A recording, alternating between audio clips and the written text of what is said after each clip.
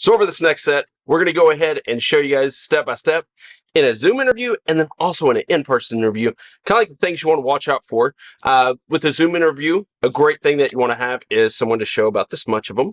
So that way, it gives you a good framing of how their hands are even reacting in the Zoom interview, because there's little cues, little things that happen. And that's why we have it as a video instead of just a phone call.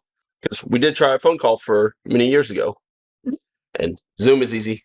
Technology is here. Sarah is going to be our interviewee. The first question that we ask in the Zoom interview is, which position did you apply for? I applied to be a home cleaner. Sometimes they actually don't know what they applied for. Sometimes they'll say, I don't know, I just clicked on Indeed. And then I'll ask them, okay, were you applying for day shift or evening shift? And they'll tell me. And then, then we know at least which shift they were applying for. The next question that we ask people is the first and last name. Anything that we want to look for on this? With that, sometimes the Zoom, when they pop up, it'll actually show their first and last name. And then we actually don't need to ask them at that point. But if it doesn't have their first and last name, we do ask. So in the event that it does show their name and we don't have to ask them, do we need to document it? Yes, there is a spot on the form that we fill out. We do need to put their first and last name. Below that is actually asking for their phone number, which the way that we're currently doing it by them texting Pinky to our number, it's easy to just copy and paste that based on the time that we have their Zoom scheduled for.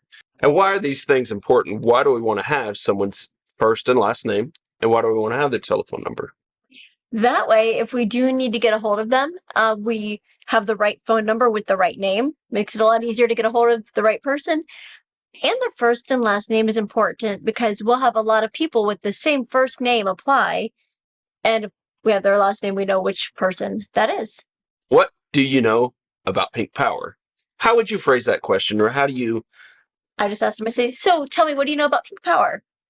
And what are you looking for in their answers? The best answer is somebody who's done a little bit of research and they know that we do charity giving. They know that kind of how we started a little bit, or just a little bit about us. Maybe they've looked at our website.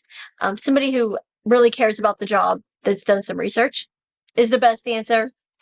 The more common answer is, I watched your webinar. I know that you clean houses, and I know you have the pink cars. At least they know something. They haven't really researched us, but they retained a little bit of information. And of course, the absolute worst answer is, I know nothing about Pink Power.